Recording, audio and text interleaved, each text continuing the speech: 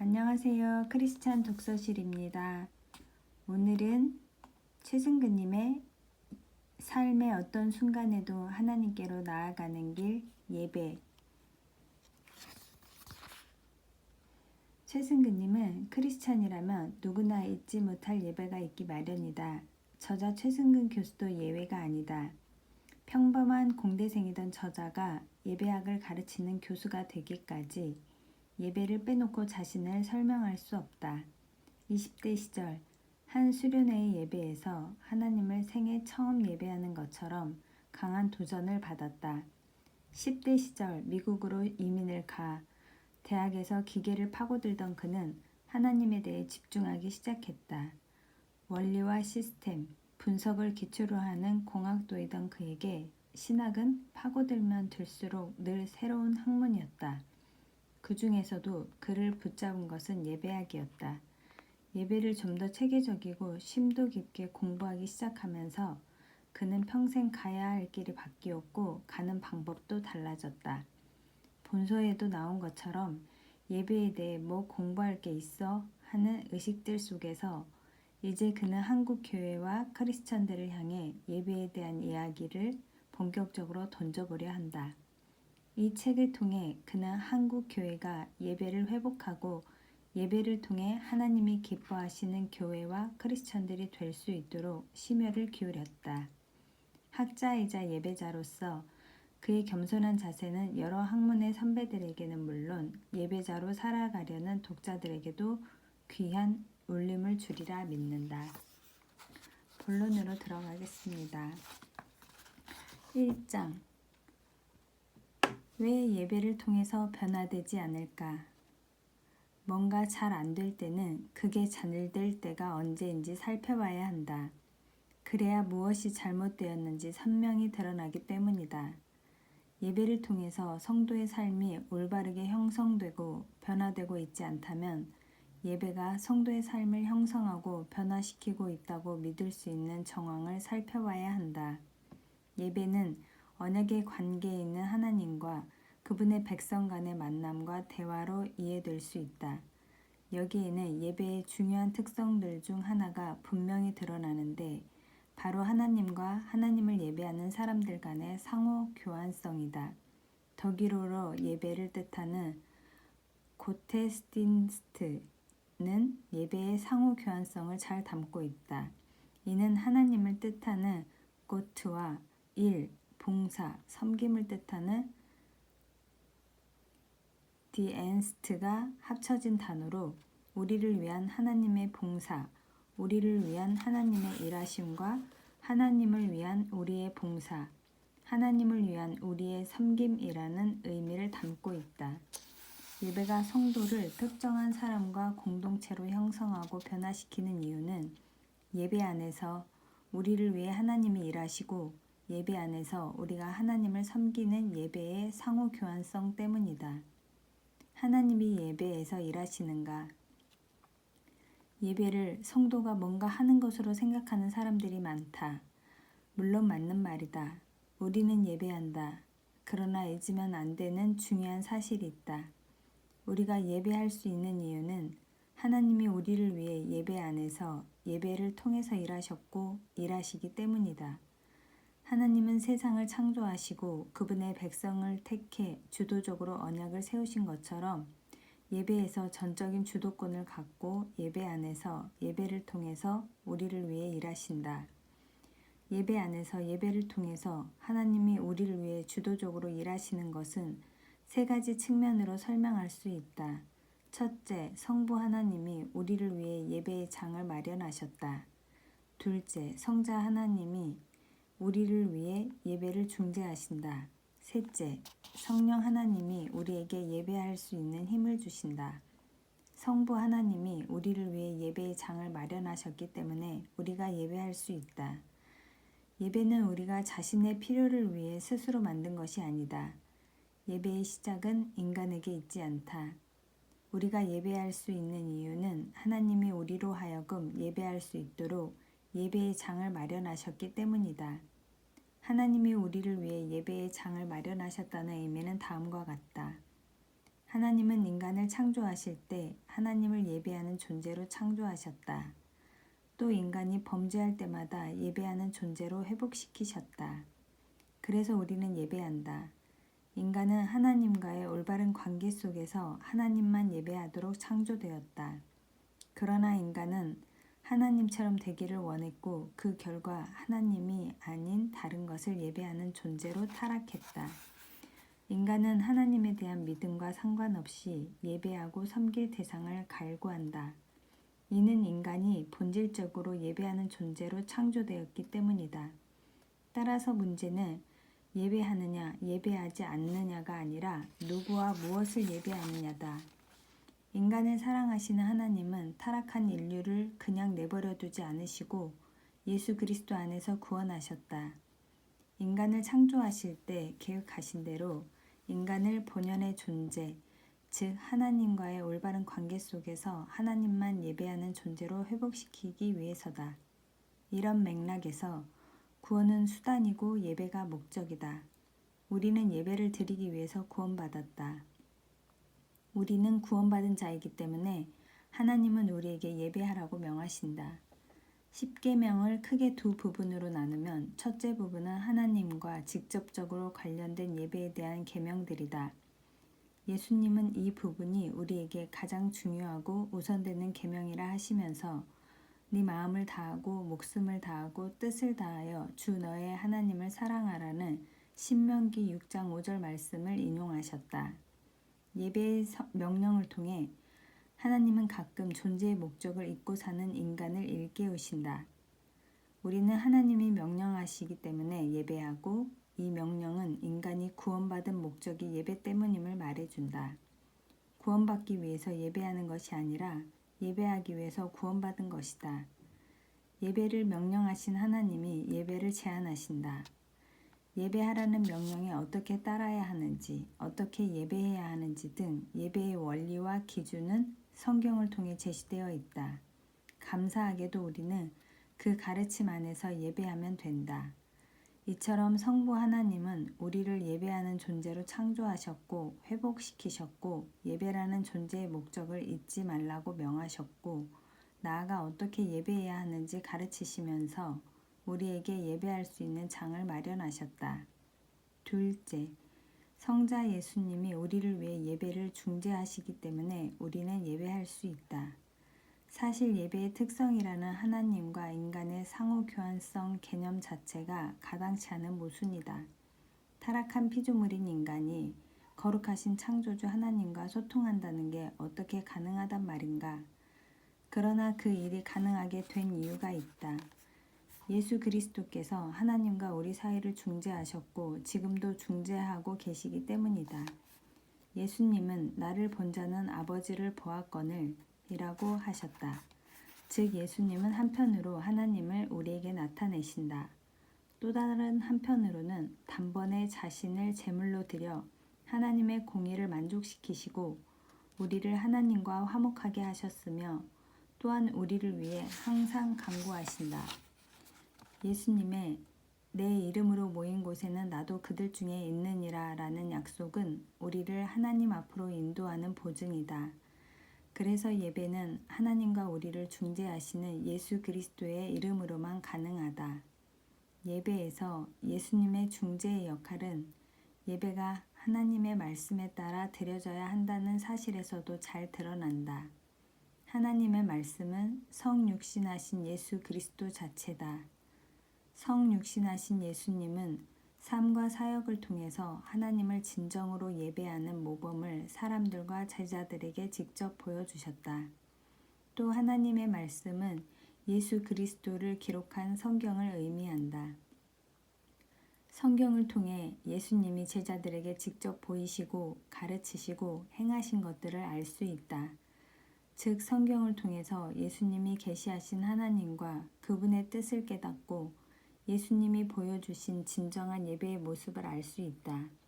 이런 의미에서 하나님의 말씀에 따라 드리는 예배는 성육신한 하나님의 말씀이신 예수 그리스도께서 보이신 예배의 모범을 따르는 것으로 예수님의 중재 역할을 전제로 한다.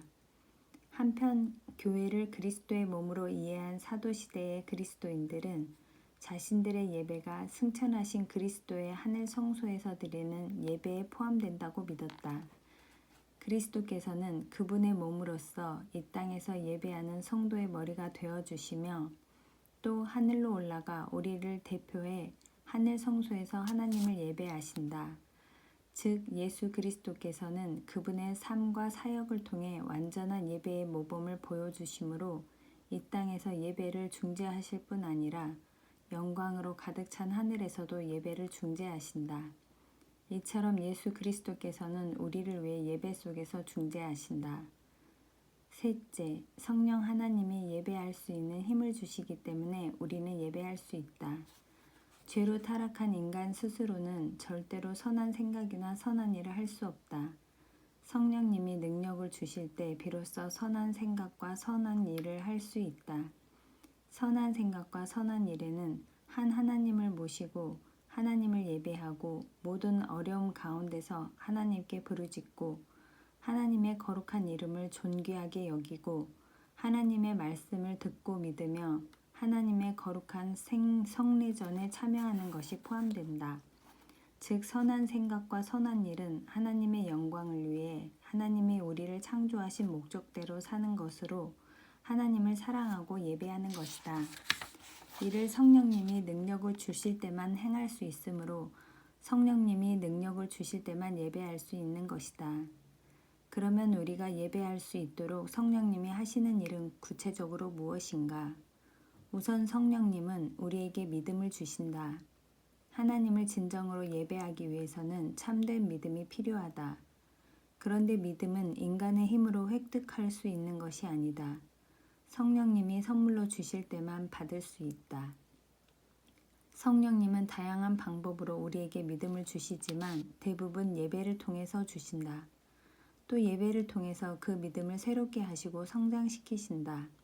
예를 들어 성령님은 우리가 설교 말씀을 들을 때 하나님의 뜻을 깨닫게 하신다. 설교 속에서 하나님의 뜻을 깨닫게 된다면 그것은 이해력이 뛰어나서가 아니다. 성령님이 하나님의 뜻을 분별할 수 있도록 알아차릴 수 있도록 능력을 주시기 때문이다. 성령님이 일하시기 때문에 설교자의 설교가 믿음을 형성하고 강하게 변화시키는 것이다. 또한 성령님은 성례전, 즉 세례와 성찬을 유효하게 만드신다. 성령님이 성례전 속에서 일하시기 때문에 성례전에 참여하는 우리는 그리스도를 향한 믿음을 확인할 수 있다. 기도도 마찬가지다. 성령님이 일하시기 때문에 우리가 기도하는 가운데 예수 그리스도 안에서 계시된 하나님의 이름을 부르고 하나님의 은혜를 기억하고 하나님의 말씀을 듣고 하나님의 사역에 동참하기로 결단하며 나아가 그 기도가 하나님께 용납될 수 있다. 이처럼 예배가 우리의 삶을 형성하고 변화시킬 수 있는 이유는 삼위일체 하나님이 예배 안에서 예배를 통해서 우리를 위해 일하시기 때문이다. 삼위일체 하나님이 우리를 그분의 예배자로 세우기 위해 다양한 방법으로 일하시기 때문에 우리는 예배를 통해서 변화된다. 성도가 예배에서 하나님을 섬기는가? 우리는 예배 안에서 예배를 통해서 우리를 위해 일하시는 하나님을 섬긴다. 예배는 우리를 위해 일하시는 하나님, 우리를 먼저 사랑하시고 선택하시고 회복시키시고 힘을 주시는 하나님을 향한 당연한 응답으로서 섬김이다. 그러면 하나님을 섬긴다는 것은 무엇을 의미하는가? 참된 예배는 우리의 참된 믿음을 요구한다. 그래서 예배가 믿음의 열매나 믿음의 표현으로 묘사되기도 한다. 믿음은 여러 가지로 정의될 수 있지만 가장 본질적인 정의는 선포된 복음을 받아들이는 것이다. 복음은 우리를 구원하시기 위해 성령님을 통해 예수 그리스도 안에서 일하신 하나님에 대한 이야기이다. 즉 복음은 우리를 구원하신 하나님과 그분의 일하심에 대한 이야기이다. 따라서 믿음은 하나님과 하나님의 일하심에 대한 지식을 전제로 한다. 믿음과 지식은 서로 밀접히 연관되어 있다. 이것은 예배의 핵심이 하나님을 향한 찬양과 감사라는 사실에서도 잘 나타난다. 찬양과 감사는 다르다. 찬양은 하나님이 하나님이시라는 사실을 알고 인정하기 때문에 하는 것이다. 감사는 하나님이 우리를 위해서 뭔가 하셨음을 알고 기억하기 때문에 하는 것이다. 서로 다른 찬양과 감사에는 공통점이 있는데 모두 하나님과 하나님에 관해 아는 지식을 전제로 한다는 사실이다. 하나님과 우리를 위해 하나님이 하신 일을 안다면 찬양하고 감사할 수밖에 없다. 예배할 수밖에 없다. 이것이 예배 속에서 우리를 위해 일하시는 하나님을 섬긴다는 뜻이다. 우리가 드려야 하는 예배는 하나님이 누구이시고 우리를 위해 무엇을 하셨는지 깨달아 알고 그 하나님께 합당한 반응을 보이는 것이다. 예배의 이런 속성을 잘 나타내는 단어가 바로 워십이다. 고대 영어 월스스크립에서 파생한 이 단어는 가치를 뜻하는 월스와 신분 또는 뭐뭐에게 돌리다를 뜻하는 시프의 합성어이다. 이를 직역하면 가치가 있는 대상에게 그에 합당한 가치를 돌리다를 뜻한다.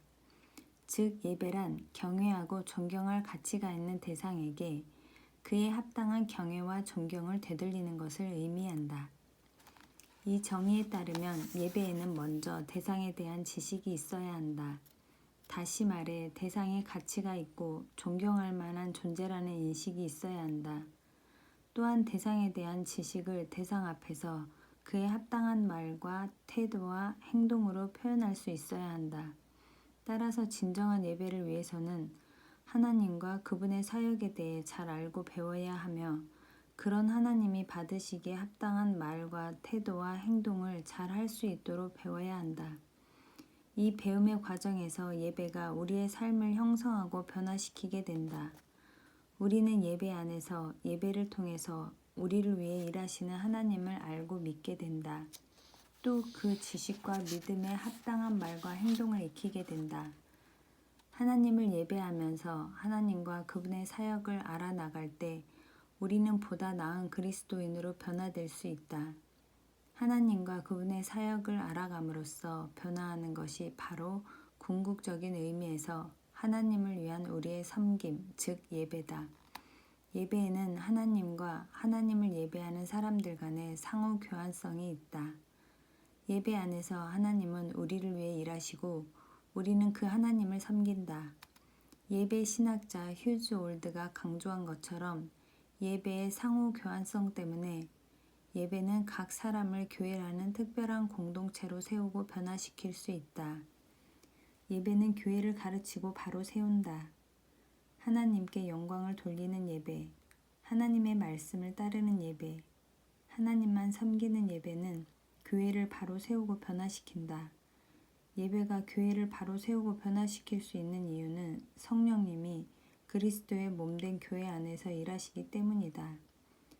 교회가 드리는 예배 안에서 하나님의 말씀이 온전히 선포되고 성례전이 올바로 거행될 때 하나님은 자기 백성을 새로운 생명의 길로 부르시고 가르치시고 인도하신다.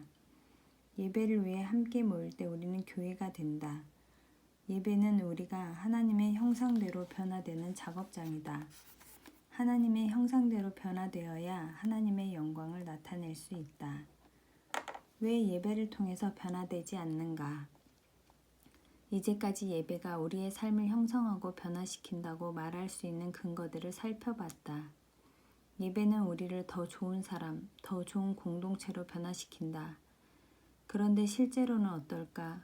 예배가 사람들을 변화시킬 수 있다면 왜 그토록 많은 예배가 드려지는 이 땅에서 더 좋은 그리스도인들을 찾기가 어려운 것일까? 예배가 우리를 변화시킬 수 있는 이유는 예배 속에서 하나님이 우리를 위해 일하시고 우리가 그 하나님을 섬기기 때문이라고 했다. 예배를 통해 사람들이 변화되지 않는 것 같다면 그 원인은 예배 안에서 하나님이 우리를 위해 일하시지 않든지 우리가 하나님을 제대로 섬기지 않기 때문일 것이다. 과연 어느 쪽이 문제일까? 신학자 리지스터피는 당연히 우리 쪽에 문제가 있다고 주장한다.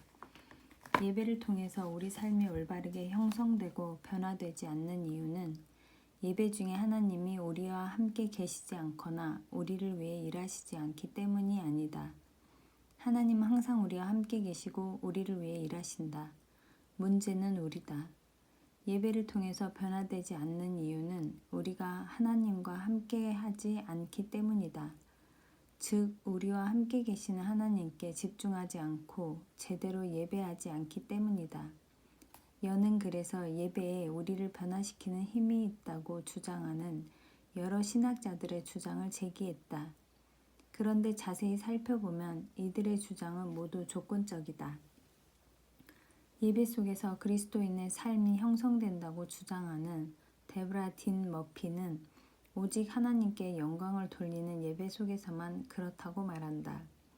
예배는 교회를 표현하고 형성하고 실현한다고 말하는 알렉산더 슈머만은 교회의 본질을 나타내고 성취하는 예배만이 그 일을 할 수 있다고 제안한다. 예배가 예배하는 사람들뿐 아니라 그들 주위의 문화까지도 변화시킬 수 있다고 확신하는 미르바더는 예배가 신실하면이라는 조건을 단다. 예배가 우리 삶을 형성하고 변화시킨다고 말한 윌리엄 더네스는 예배가 사람들을 예수 그리스도의 이야기로 이끌고 연결해 그들로 하여금 삶 전체로 하나님께 반응하도록 할 때라는 조건을 덧붙인다. 워렌 위어스비는 예배의 결과로 변화를 기대할 수 있지만 모든 예배가 아닌 참된 예배만이 변화라는 결과를 이끌 수 있다고 말한다. 예배가 우리를 교회로 형성시키고 구별되게 한다고 말한 사이먼 첸은 우리가 규범적인 예배를 할 때만 그렇다는 조건을 강조한다. 이들 신학자가 공히 강조하는 점은 예배를 통해 변화되기 위해서는 예배를 제대로 드려야 한다는 것이다.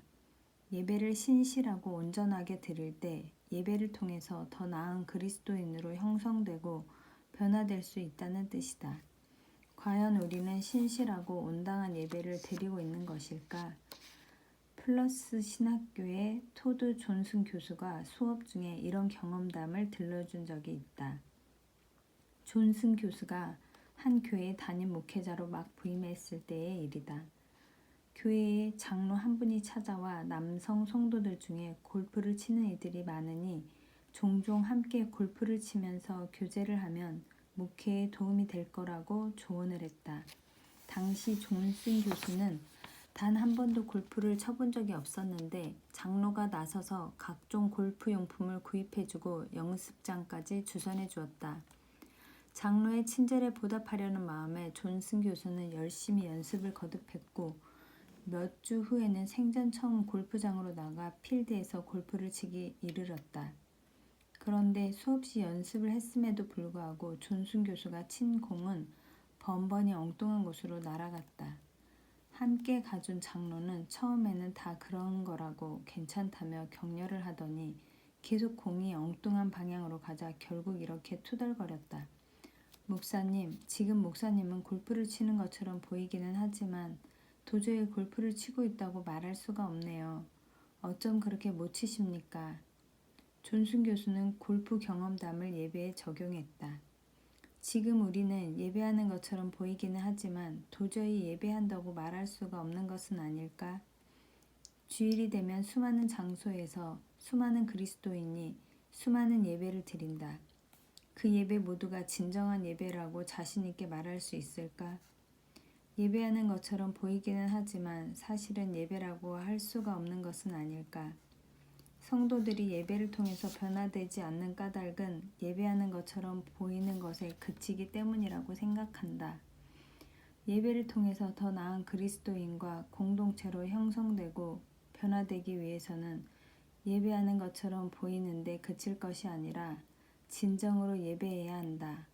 이를 위해 목회자를 비롯한 교회의 예배 사역자들의 역할과 책임이 매우 중요하다. 우리가 계획하고 진행하고 인도하는 예배는 성도들이 하나님을 진정으로 예배할 수 있게 돕는 예배인가? 하나님께만 영광을 돌리게 하는 예배인가? 성도들을 예수 그리스도의 이야기로 이끌어 자신의 이야기를 하나님의 이야기 속에서 다시 읽고 해석하게 만드는 예배인가? 교회의 본질을 나타내고 교회를 교회로 구별되게 하는 예배인가? 성도들을 예배하는 것처럼 보이게 만드는 것에 그치는 대신 온전히 예배하는 자들이 되도록 돕는 예배인가?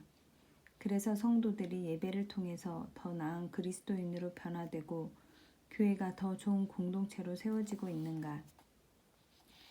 진정한 리더라면 반드시 이런 질문들의 답을 구해야 한다. 이 답을 찾기 위해 예배를 의례의 관점으로 보는 것은 도움이 된다. 2장 예배는 무엇인가? 예배는 의례다. 예배를 의례의 관점에서 보면 예배하는 것처럼 보이는 예배가 아니라 진정으로 예배하는 예배를 드리기 위해 근본적이고 실제적인 것들을 모색하는 데 도움이 된다. 2장에서는 의례의 정의와 역할과 기능을 살펴보고 예배가 의례라는 사실이 우리 삶을 형성하고 변화시키는 예배에서 왜 중요한지에 대해 논의해보자. 의례의 정의. 예배는 의례다 라고 하면 대부분의 사람들은 달가워하지 않는다. 어떻게 감히 예배를 의례쯤으로 여길 수 있는가 라고 하며 반감을 드러내기도 한다. 예배를 의례로 보는데 거부감을 보이는 이유는 의례를 의미는 전혀 없고 형식적이기만 한 종교의식으로 이해하기 때문일 것이다. 그러나 의례를 전혀 의미 없고 형식적이기만 한 종교의식으로 정의하는 것은 옳지 않다. 그렇다면 의례란 무엇인가? 인간을 포함한 많은 생물은 이 땅에서 생물학적으로 살아남기 위해 일정하고 반복적이고 목적이 있는 행위를 규칙적으로 해야 한다. 지구상의 생물 중에는 이런 행위를 알고 태어나는 것들이 꽤 있다. 즉 생존을 위해 필요한 행위들을 태어나자마자 본능적으로 알아차리고 따를 수 있는 프로그램이 염색체에 이미 입력되어 있다. 마치 새 컴퓨터에 윈도우와 같은 운영체계가 깔려 있는 것과 같다. 이런 생물들은 생존에 필요한 일정하고 반복적이고 목적이 있는 행위를 따로 배울 필요가 없다. 예를 들어 문어는 알에서 부화되자마자 문어로 살아갈 수 있다. 어미 문어나 다른 문어들로부터 문어로서 살아가기 위해 필요한 행위들을 따로 습득하지 않아도 된다. 그러나 인간은 다르다. 생물학적 생존에 필요한 일정하고 반복적이고 목적이 있는 행위에 대한 기술과 정보를 유전적으로 획득한 채 태어나지 않는다. 인간은 대개 남의 행위를 보고 따라하거나 그런 행위를 따라하는 강요를 받는다. 예를 들어 아이는 건강하게 자라나기 위해 몸에 좋은 다양한 음식을 균형 있게 규칙적으로 섭취하고 식사 전에 손을 씻고 식사 후와 잠자리에 들기 전에 이를 닦고 잠을 충분히 자는 등 일정하고 반복적이고 목적이 있는 행위들을 교육받는다. 자녀를 키워본 사람들은 알겠지만 이 아이에게 이런 행위를 가르치는 일은 결코 쉽지 않다. 많은 노력과 긴 시간을 필요로 한다. 그런 행위를 직접 보여주며 따라하게 하든지 억지로 따라하게 하면서 꾸준히 오래 가르쳐야 한다. 밥 먹을 시간이 되면 먹기 싫다고 해도 억지로 안 치고 밥을 먹여야 한다. 잠잘 시간이 되면 자기 싫다고 투정을 부려도 재워야 한다. 생존에 필요한 일정하고 반복적이고 목적이 있는 행위들을 모방이나 강요를 통해 꾸준히 습득하지 않으면 아이는 스스로 이런 행위를 규칙적으로 할 수 없고 종국에는 왜 필요한지도 깨닫지 못할 것이다. 인간의 생존은 생물학적 영역으로만 국한되지 않는다. 인간이 이 땅에서 살아간다는 것에는 사회적 생존이나 관계적 생존도 포함된다. 사회적 동물인 인간은 공동체 속에서만 살 수 있다. 그래서 사회적 생존은 생물학적 생존만큼 중요하다. 어떤 면에서는 더 중요할 수도 있다. 인간에게 있어서 사회화, 즉 공동체 안에서 다른 사람과 관계를 맺는 것은 힘들지만 피할 수 없고 반드시 수행해야 하는 일이다. 그러나 생물학적 생존법과 마찬가지로 인간은 다른 사람과 관계를 맺는 방법, 즉 사회화의 기술과 정보도 알지 못한 채 태어난다. 게다가 인간이 속하게 되는 공동체는 적어도 하나 이상으로 다양하고 사회화의 방법은 공동체마다 다르다. 인간은 사회적 생존을 위한 사회화의 다양한 기술과 정보도 학습을 통해 습득해야 한다. 예를 들어 아이가 태어나면 공동체의 구성원이 된다는 것이 무엇을 의미하는지, 어떻게 해야 공동체의 구성원이 될 수 있는지, 공동체의 구성원으로 살아가기 위해서는 무엇을 해야 하는지 등에 대한 기술과 정보를 반드시 학습해야 한다. 이 학습의 대부분은 일정하고 반복적이고 목적 있는 행위들은 물론 공동체적이고 상징적인 행위들을 통해서 이루어진다.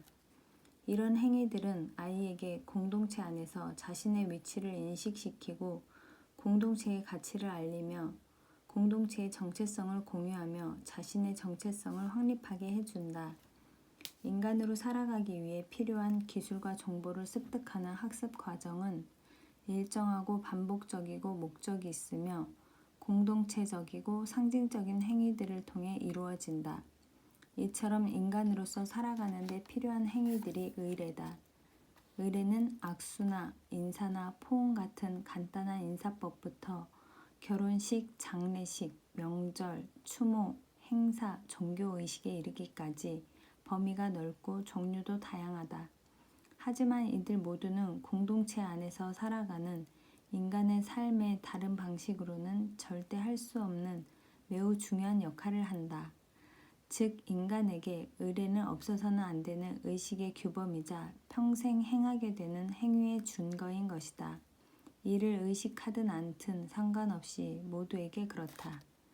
의례의 역할과 기능. 그럼 의례는 사회적이고 관례적인 존재인 인간에게 어떤 일을 할까? 특히 종교 공동체가 함께하는 종교의식, 제의, 전례, 예전 등에서 어떤 역할과 기능을 할까? 학자들은 의례의 역할과 기능을 다음과 같이 설명한다. 바이런 앤더슨에 따르면 의례의 역할과 기능은 크게 7가지다.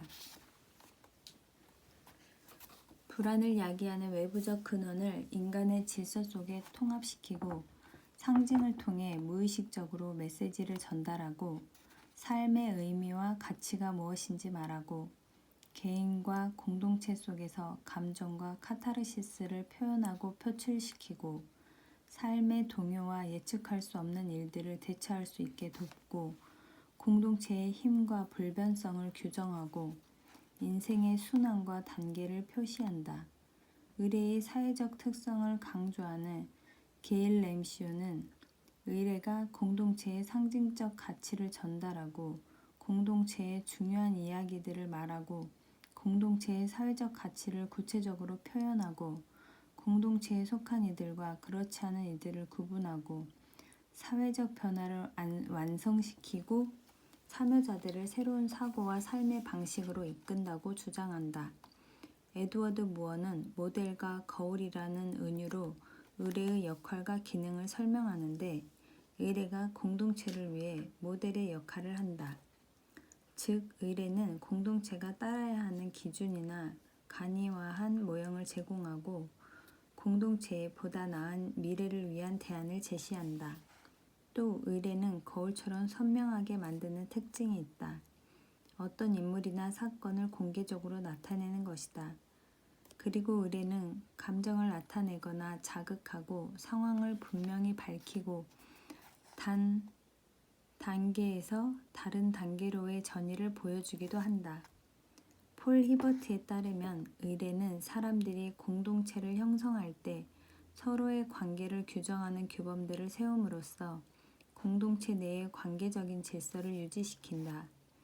또 사람들이 세상을 보고 이해하고 느끼고 평가하는 데 필요한 문화적인 규범들을 가시적으로 표현한다. 버나드 쿡과 게리 메이시는 의례가 공동체로 하여금 세상을 어떻게 보고 이해해야 하는지 말해주고 공동체 안에 있는 궁극적인 존재가 무엇인지 알려준다고 주장한다. 또 의례는 공동체의 구성원이 서로 관계를 맺으면서 공동체의 가치에 따라 성장하게 하고 무엇을 위해 살아야 하는지 가르친다.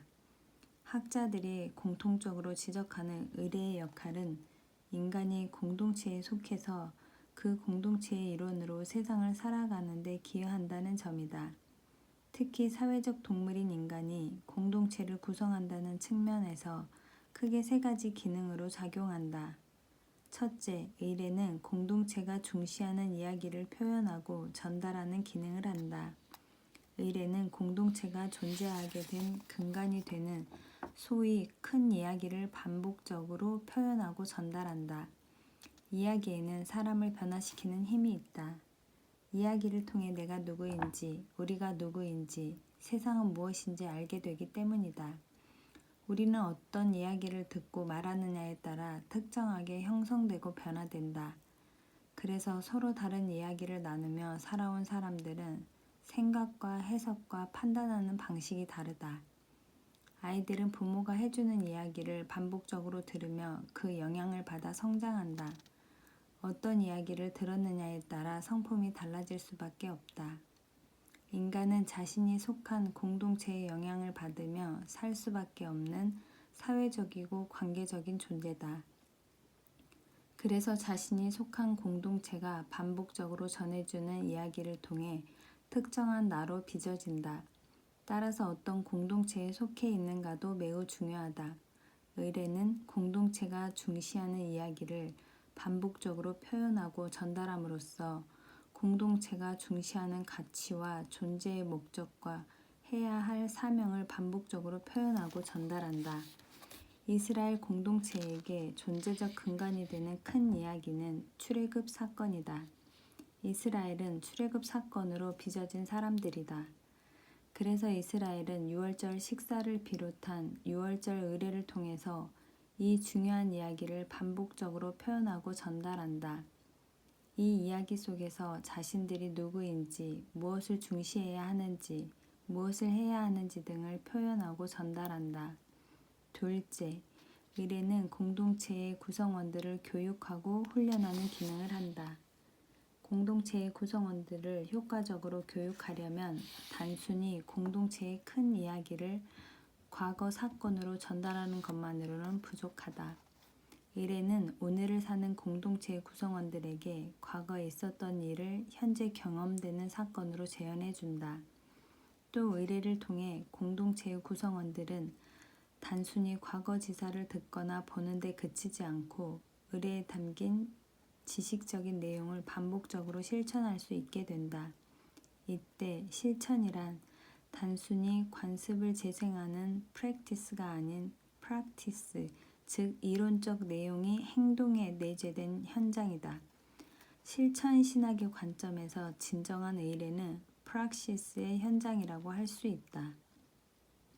즉 의례는 공동체의 구성원들로 하여금 개인적인 이야기를 공동체의 큰 이야기 속에서 해석하고 다시 쓰는 데서 그치지 않고 그 이야기를 반복적으로 직접 실천해 보게 한다. 공동체의 의례를 통해 지식적인 내용을 반복적으로 전달받는 머리의 익힘뿐만 아니라 지식적인 내용이 내재된 행위를 직접 반복적으로 실천하는 몸의 익힘도 경험하게 한다. 의례에 있어 가장 중요한 특징 중 하나가 바로 반복이다. 물 한 방울 떨어지는 것은 별것 아니지만 물방울이 계속 떨어지면 바위가 파이고 깨진다. 의례를 통해 반복적으로 교육받고 훈련받은 사람은 공동체가 의례를 통해 표현하고 전달하는 내용을 의례적으로 익히게 된다. 즉 전인적으로 알아가게 된다. 이스라엘 백성은 유월절 의례를 통해서 하나님의 구원 이야기를 과거의 사건이 아닌 현재 그들의 이야기로 들었다. 그렇게 자신의 이야기를 공동체 이야기 속에서 재해석하고 그 사건에 담긴 중요한 지식을 머리로 익혔다. 또 특별한 음식을 먹고 마시는 의례를 통해 그 지식을 몸으로도 익혔다. 유월절 의례라는 프락시스의 현장에서 이스라엘 백성의 이론으로 교육받고 훈련받은 것이다. 셋째, 의례는 앞의 두 가지 기능의 결과로서 공동체의 구성원을 형성하고 변화시키는 기능을 한다. 의례는 사람을 특정하게 형성하고 변화시킨다. 의례를 통해 특정한 내용을 반복적으로 전달받고 직접 실천하면서 의례적으로 체화한 공동체의 구성원은 특정한 사람이 된다. 즉 다른 공동체의 사람과는 구별된 사람이 된다. 이스라엘 백성은 유월절 의례를 통해 출애굽 사건을 의례적으로 알아가면서 이스라엘 백성으로 형성되었다. 이스라엘 백성이라는 공동체의 구성원이 되려면 그들의 의례에 온전히 참여해야 했다. 그래야 공동체의 일원으로 빚어질 수 있기 때문이다. 이런 의미에서 의례는 공동체를 규정하는 수단이기도 하다. 의례는 일정하고 반복적이고 목적이 있으며 공동체적이고 상징적인 활동으로서 사람들을 특정한 사람들, 즉 공동체로 형성하고 변화시킨다. 특히 반복을 통해서 의례에 참여하는 이들에게 엄청난 영향력을 끼친다. 의례의 세 가지 기능을 고려하면 의례가 본질적으로 사람들을 특정하게 형성하고 변화시키는 힘을 가지고 있다고 말할 수 있다. 성도들을 올바르게 형성하고 변화시키는 예배를 위해 고민한다면 이 점은 매우 중요하다. 의례의 기능적 요소. 지금까지 살펴본 의례의 정의와 역할과 기능을 생각할 때 우리는 의례가 최소한 두 사람 사이에서 상호작용하고 일정하고 반복적이고 목적이 있고 공동체적이고 상징적인 활동들이라는 사실을 알 수 있다. 따라서 커뮤니케이션을 필요로 한다는 것도 알 수 있다. 또한 의례에 표현하고 전달하는 기능적 측면을 볼 때에도 의례는 커뮤니케이션과 연관되어 있다. 따라서 의례에 필요한 기본적인 요소들은 커뮤니케이션과 긴밀하게 연관된다. 커뮤니케이션에서 메시지가 중요한 것처럼 의례에 있어서도 마찬가지다. 의례에서 가장 중요한 요소 중 하나는 공동체의 큰 이야기이다. 의례는 공동체가 가장 중요하게 여기는 이야기를 담고 있다. 의례는 기본적으로 공동체의 큰 이야기를 공동체의 구성원들에게 표현하고 전달하면서 그들을 교육하고 훈련시키고 결국에는 공동체의 일원으로 형성시키기 때문이다. 생물학적 생존의 측면으로만 보면 의례는 일정하고 반복적이고 목적이 있는 활동으로서 동물에게도 있을 수 있는 것이다. 그러나 사회적 동물인 인간의 의례가 동물의 의례와 구분되는 가장 근본적인 이유는 인간의 의례에는 존재, 정체성, 가치, 다른 이들과의 관계성, 삶의 목적 등에 대해 말하는 이야기가 본질적인 부분을 이루기 때문이다. 커뮤니케이션을 위해 필요한 언어적 수단과 비언어적 수단도 의례에서 반드시 필요하다. 어느 날 한 현자가 스스로에게 질문했다. 어떻게 하면 내가 믿고 생각하는 것을 다른 사람들로 하여금 믿고 생각하게 할 수 있을까? 그리고 스스로 답했다. 말, 상징, 몸짓을 잘 사용해서 할 수 있다. 그의 말은 언어적 수단과 비언어적 수단을 효과적으로 사용한 커뮤니케이션을 통해서 그 일을 할 수 있다는 뜻이다. 한 공동체의 의례는 커뮤니케이션을 통해 즉 말, 상징, 몸짓을 사용해 사람들로 하여금 동일한 것을 믿고 생각하게 하므로 특정한 공동체로 만든다. 커뮤니케이션과 공동체의 어원이 같은 데서 알 수 있듯이 둘은 불가분의 관계에 있다. 예배를 의례로 인정하라. 의례의 정의, 역할과 기능, 기능적 요소에 비추어 볼 때 의례도 의례에 속한다. 무엇보다 예배는 일정하고 반복적이고 목적이 있으며 공동체적이고 상징적인 행위이기 때문에 틀림없이 의례다. 저명한 장로교 신학자 존 리스가 말한 대로 그리스도인들에게 있어서 예배만큼 자주 반복되는 공동체적 행위는 없다. 예배는 교회라는 공동체의 큰 이야기인 그리스도의 복음 이야기를 2000년 동안 반복적으로 표현하고 전달해 왔다는 점에서도 틀림없이 의례다.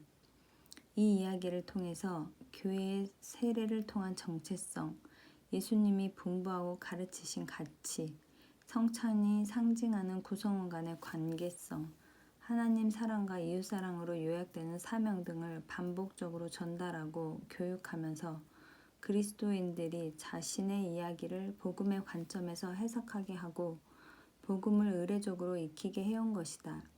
이로써 그리스도인들을 그리스도의 몸의 지체들로 형성하고 변화시킬 수 있었다.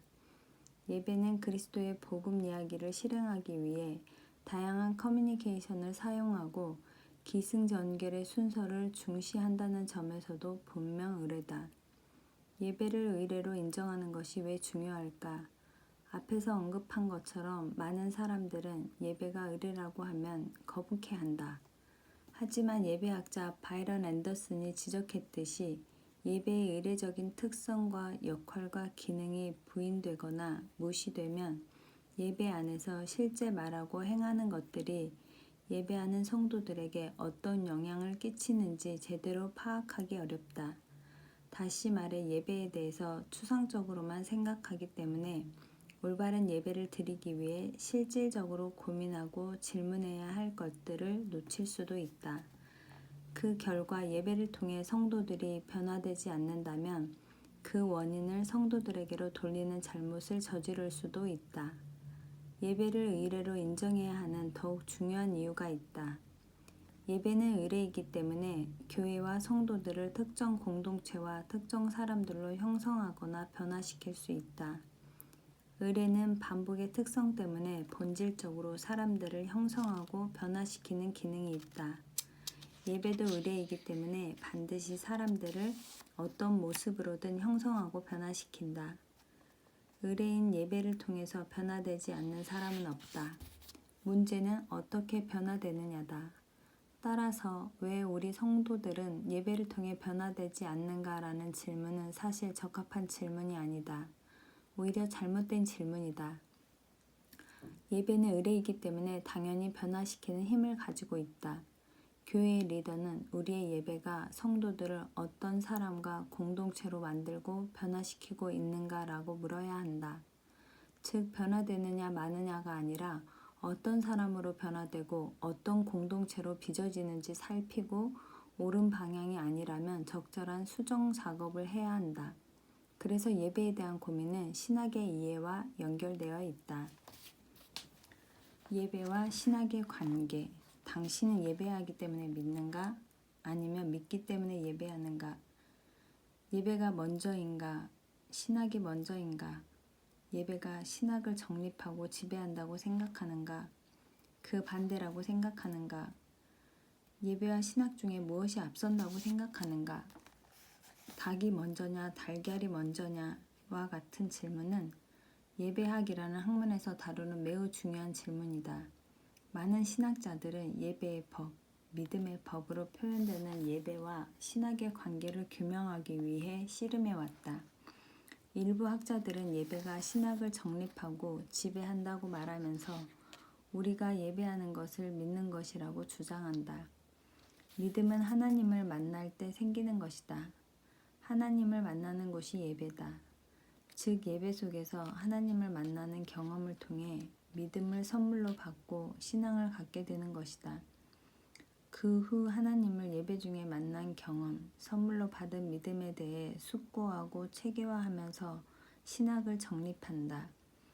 예배의 경험이 신학적 사고를 가능케 하고 예배가 신학의 토대가 된다. 예배의 법이 믿음의 법을 지배하는 것이다. 그런데 이 주장은 중요한 질문을 하게 만든다. 한 예배 안에서 서로 다른 경험이 일어날 수도 있기 때문이다. 그중 어떤 경험을 토대로 해야 올바른 것일까? 같은 경험을 한다 치더라도 사람들은 여러 가지 이유로 그 경험을 다르게 해석할 수 있다. 예배 안에서 경험하고 알게 되는 것들이 해석하는 것들이 성경적으로 옳은지 그른지 어떻게 구분할 수 있을까? 그래서 정반대의 주장을 펼치는 학자들도 있다. 그들은 올바른 신학이 올바른 예배를 정립하고 지배한다면서 우리가 믿는 것을 예배한다고 주장한다. 이 입장에 있는 신학자들도 예배가 우리의 믿음을 만들고 성장시킨다는 데는 동의한다. 그러나 모든 예배가 그렇지는 않다고 지적한다. 올바른 예배만이 믿음을 올바르게 만들고 올바르게 성장시킨다고 말한다.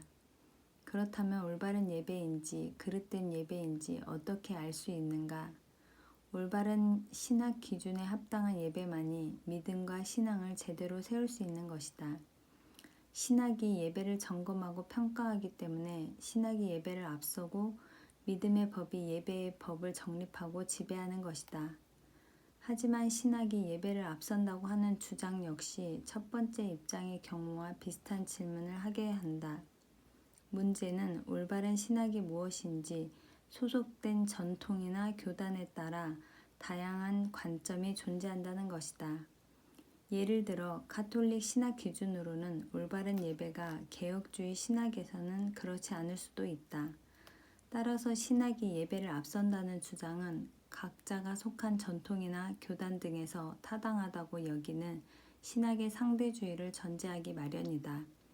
나는 두 가지 입장이 모두 옳다고 생각한다. 우리는 예배를 통해서 믿게 되고 또 믿기 때문에 예배한다. 즉 예배와 신학은 서로 영향을 주고받는다. 이를 예배와 신학의 세 번째 입장으로 볼 수 있는데 예배와 신학 어느 한쪽이 우선하는 것이 아니라 서로 영향을 주고받는 면을 강조한다. 우리는 예배하기 때문에 믿지만 믿기 때문에 예배하기도 한다. 교회의 역사, 예배의 역사에서는 예배가 신학을 세워간 적도 있지만 반대로 신학이 예배를 만들어간 적도 있다. 예배의 역사 자체가 예배와 신학이 상호 영향을 주고받아온 역사다.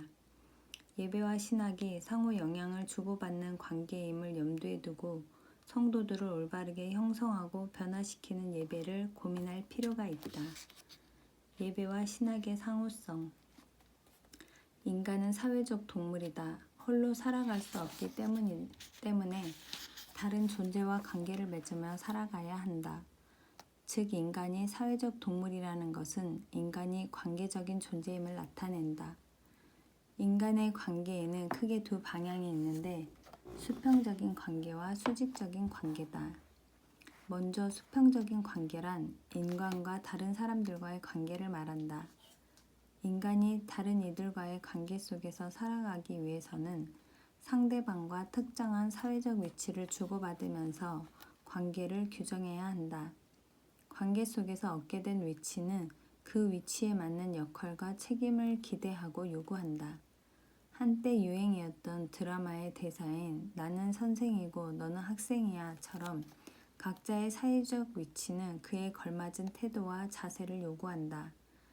누군가 앞에서 보이는 말과 행동과 태도는 그의 사회적 위치를 반영한다.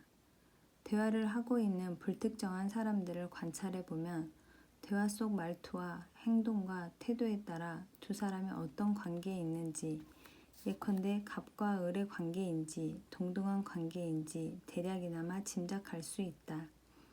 누군가를 어떤 말과 행동과 태도로 대하는지는 그 사람의 사회적 위치뿐 아니라 성품도 반영한다. 학교 선생님들을 생각해보자. 학창시절에 많은 선생님들을 만나지만 모든 선생님 앞에서 우리의 말과 행동과 태도가 동일하지는 않다. 무섭고 싫은 선생님들 앞에서와 친하고 좋은 선생님들 앞에서 하는 말과 행동은 꽤나 다르다. 불행히도 한국의 거의 모든 고등학교에는 미친개라는 별명으로 불리는 선생님들이 있다. 학생들은 미친개로 부르는 선생님께 그다지 좋은 감정을 품고 있지 않다. 미친개 선생님과는 마주치기도 싫고 혼날까봐 전전긍긍하고 선생님이 안 보는 데서는 서슴없이 온갖 악담을 퍼붓는다. 반면 어떤 선생님은 멀리서라도 쫓아가 인사하고 한마디라도 더 건넨다. 무슨 기념일이라도 다가오면 남다른 선물을 드리려고 고심하고 선생님이 안 계신 곳에서도 늘 존칭하며 존경을 표한다. 학교 선생님이라는 동일한 사회적 위치를 가진 사람들이지만 그들 앞에서 우리의 말과 행동과 태도가 다른 이유는 그들의 성품을 다르게 인식하기 때문이다. 누군가에 대한 우리의 말과 행동과 태도는 그에 대한 우리의 개별적인 인식도 반영한다. 같은 사람을 두고 평가와 이해가 다를 수도 있다. 서로 다른 평가와 이해는 그에 대한 서로 다른 말과 행동과 태도로 나타난다. 가장 쉬운 예가 대통령이나 정치가들일 것이다.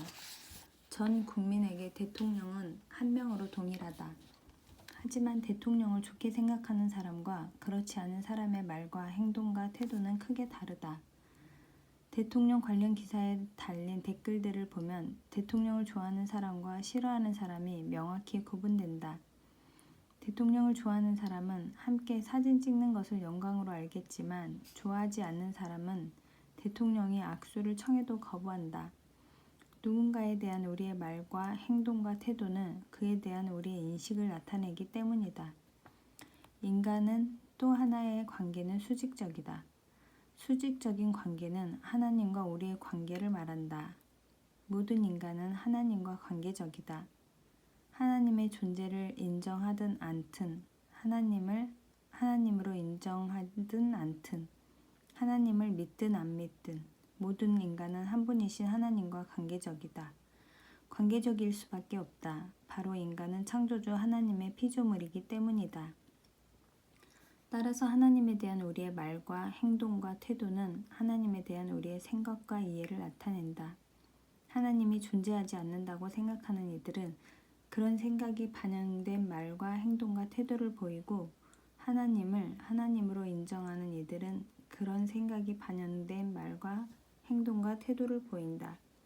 즉 하나님을 향한 우리의 말과 행동과 태도는 우리가 하나님을 어떻게 생각하고 이해하는지 보여준다. 당신이 생각하고 이해하는 하나님은 어떤 분이신가? 어떤 성품을 지닌 분이신가? 이 질문이 너무 막연하다면 이렇게 질문해보자. 만약 하나님이 당신 앞에 나타나신다면 어떤 반응을 보이게 될까? 다음의 보기 중에서 하나를 선택해보자. 첫 번째, 매우 반가워서 안긴다. 두 번째, 두려워서 바닥에 엎드려 감히 얼굴을 들어 쳐다보지도 못한다. 세 번째, 별 반응을 보이지 않는다. 당신은 몇 번째인가? 주위 사람들에게도 질문해보라. 그들은 몇 번째인가? 그들이 당신과 다른 반응을 보인다면 같은 하나님을 믿는 그리스도인이라도 하나님에 대한 생각과 이해가 다르기 때문이다. 나는 여러 교회에서 이 질문을 해봤다. 같은 교회에 다니는 성도들도 동일한 반응을 보이지 않았다. 그 이유는 하나님에 대한 생각과 이해가 개인마다 다르기 때문이다. 앞에 질문을 듣고 친구같이 인자하신 예수님을 떠올린 사람은 아마도 첫 번째를 택할 것이다. 구약에 묘사된 감히 근접할 수 없을 정도로 거룩하시고 위대하신 하나님을 생각한 사람은 두 번째를 택할 것이다. 하나님에 대한 생각과 이해는 예배 안에서 우리의 말과 행동과 태도에 영향을 끼친다. 당신은 예배할 때 어떤 말을 사용하는가? 어떤 자세로 기도하는가? 설교를 들을 때는 어떤가? 하나님은 거룩하시고 의로우시기 때문에 죄를 참지 못하고 반드시 벌을 내리시는 분이라고 생각하고 이해하는 사람들은 혹시라도 하나님을 노엽게 해드릴까봐 전전긍긍할 것이다. 그래서 예배할 때, 특히 기도할 때 조심조심하고 자세에도 무척 신경을 쓸 것이다. 어쩌다가 주일에 예배를 제대로 드리지 못했는데 월요일 아침에 넘어지거나 작은 사고가 나면 어제 예배를 제대로 드리지 않아 하나님이 벌 주신다고 생각할 수도 있다. 하나님을 비즈니스 파트너로 생각하는 사람들은 하나님께 뭔가를 얻어내기 위해 무척 노력할 것이다. 하나님을 여러 모양으로 달래려고 할 수도 있다. 심지어 하나님을 두꺼비 정도로 생각하고 내가 헌집을 드릴 테니 새 집을 주세요 하며 거래를 시도한다. 전에 작은 가게를 연 성도가 있었는데 장사가 너무 안 되자 권사님인 어머니가 성공 비결을 이렇게 전수해 주더란다. 앞으로 예배 드릴 때마다 장사가 잘 되게 해주시면 꼭 11조를 내겠다고 기도하거라. 하나님은 11조를 기뻐하시니 이렇게만 기도하면 틀림없이 장사가 잘 될 거다. 권사님인 어머니의 기발한 충고를 따랐던지 안 따랐던지 그 가게는 몇 달 만에 완전히 망하고 말았다. 한국 교회들은 수능 시험을 앞두고 수험생들을 위해 기도하는 것을 잊지 않는다. 전에 참석한 교회에서 보니 목사님이 고3 학생들을 앞으로 나오게 해서 격려해 준 다음 성도들과 함께 이렇게 기도했다. 우리 학생들이 아는 문제만 나오게 해주십시오. 찍어도 맞게 해주십시오. 그래서 모두 명문대에 들어가게 해주십시오. 그 기도에 성도들은 일제히 아멘을 외쳤다. 하나님에 대한 그들의 생각과 이해를 보여주는 기도다. 이처럼 예배 중 우리가 보이는 말과 행동, 태도나 자세에는 하나님에 대한 우리의 생각과 이해가 반영되어 있다. 즉, 신학이 예배에 반영된다. 예배 역시 우리로 하여금 하나님에 대해 특정한 생각과 이해를 형성하게 만든다. 전혀 다른 성격의 예배를 드린 사람들은 하나님에 대해 전혀 다른 생각과 이해를 갖게 될 가능성이 크다. 예를 들어 파이프 오르간의 연주에 맞춰 찬송가만 부르고 찬양할 때 팔을 올리는 것은 생각도 할 수 없는 엄숙한 분위기에서 10년 이상 예배를 드린 사람이 생각하는 하나님과 밴드의 연주에 맞춰 마음껏 감정을 표출하는 자유로운 환경에서 10년 이상 예배를 드린 사람이 생각하는 하나님은 같지 않을 것이다. 반드시 성경책을 가지고 가서 설교 시간 내내 펼쳐보는 예배를 드린 사람이 이해하는 하나님과 성경책을 가져가지 않아도 되고 가져가도 펼칠 필요가 없는 예배를 드린 사람이 이해하는 하나님은 같지 않을 것이다. 예배를 어떤 식으로 드리는가는 하나님에 대한 우리의 생각과 이해에 큰 영향을 끼친다. 이는 교회의 역사에서도 증명된다. 가정집에서 소박하게 예배를 드린 이들이 생각한 하나님과 중세풍의 웅장한 예배당에서 성직자 중심의 예배를 드린 이들이 생각한 하나님은 분명 달랐다. 어떻게 예배하느냐에 따라, 어떤 말과 행동과 태도로 예배하느냐에 따라 하나님에 대한 생각과 이해가 달라진다.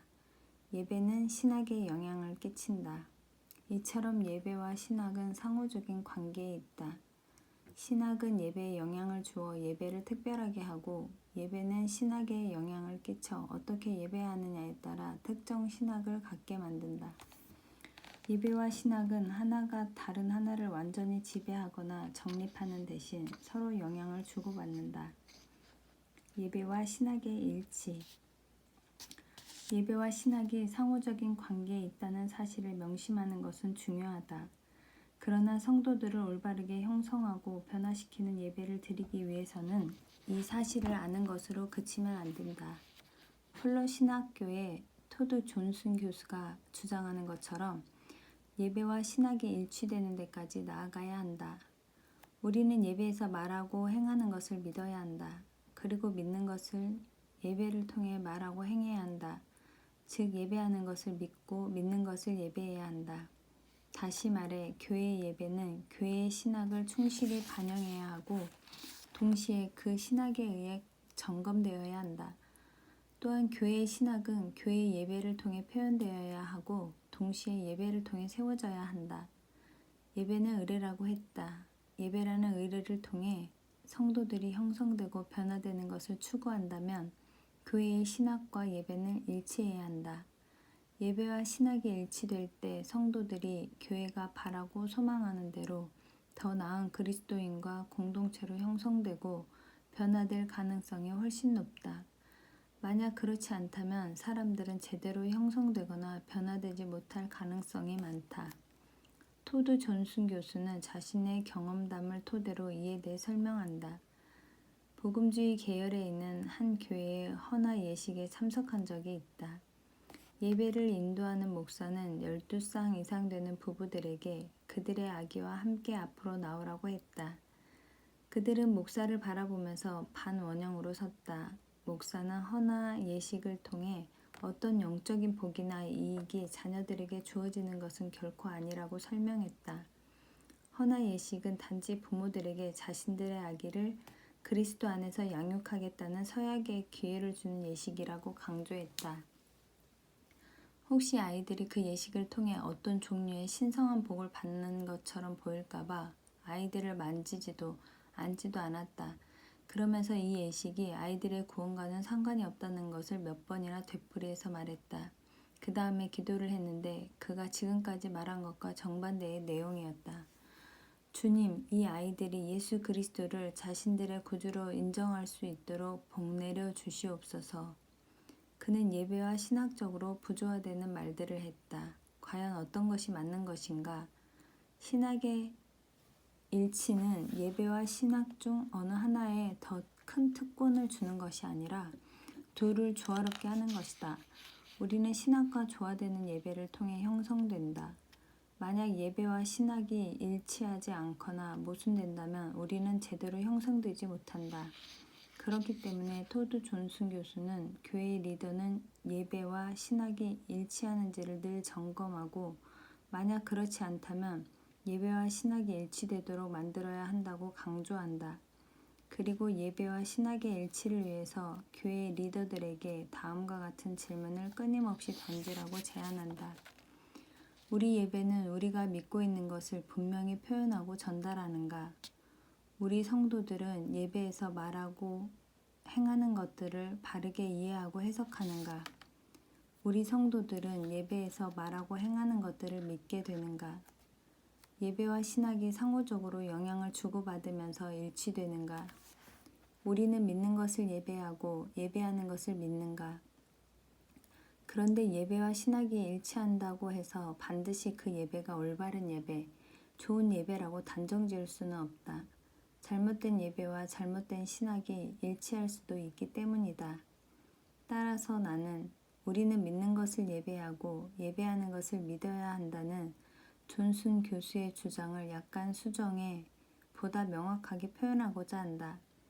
우리는 믿어야 하는 것을 믿고 그 믿는 것을 예배해야 한다. 그리고 믿어야 하는 것을 믿게 되는 예배를 드려야 한다. 이 수정된 진술은 매우 중요하다. 다시 한번 강조하지만 예배는 의례이기 때문이다. 예배는 의례이기 때문에 우리가 잘못된 신학을 반영한 예배를 드리거나 또는 잘못된 예배를 통해 잘못된 신학을 갖게 되면 우리는 잘못된 사람들로 형성되고 변화될 수 있다. 이를 위해 예배가 반영하고 예배를 통해 세워져야 하는 신학에 관해 고심해 볼 필요가 있다. 감사합니다.